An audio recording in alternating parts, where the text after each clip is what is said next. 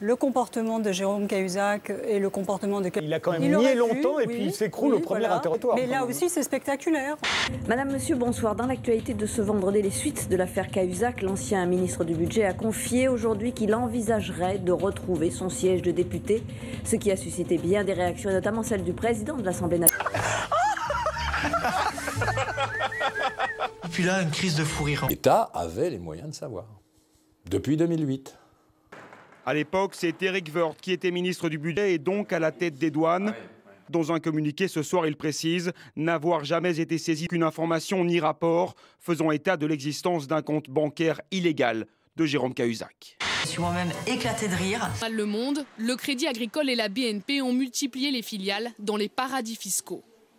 Car leurs noms apparaissent dans une base de données gigantesque. Au total, 2,5 millions de fichiers secrets, mettant en cause 120 000 sociétés offshore et 130 000 particuliers partout dans le monde.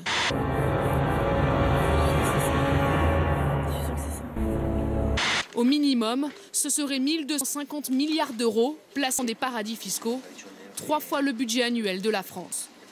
Des fichiers récupérés auprès d'anciens employés de grandes sociétés financières et confiés à un collectif de journalistes internationaux.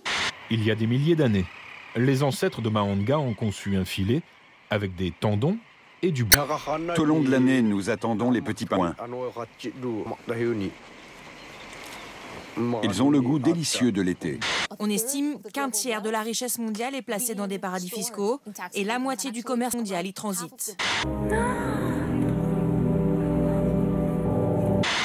Il y a aujourd'hui de plus en plus de gens et de plus en plus fortunés qui se livrent ce sport de l'évasion fiscale parce que pour l'instant, c'est encore impuni.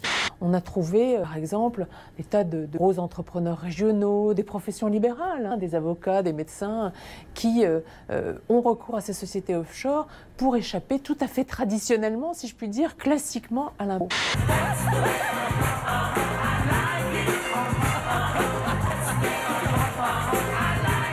Cette source bancaire experte du plus haut niveau, qui était très très proche du dispositif qui a permis à Jérôme Cahuzac d'organiser son évasion fiscale, dit clairement que de nombreuses autres personnalités politiques, de gauche comme de droite, sont concernées par des avoirs non déclarés au titre de l'enrichissement personnel.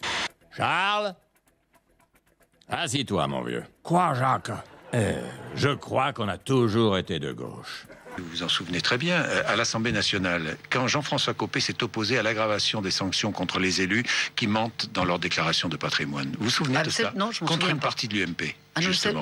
Contre une partie de l'UMP. Je m'en souviens pas, je suis pas au courant, j'ai jamais entendu ça.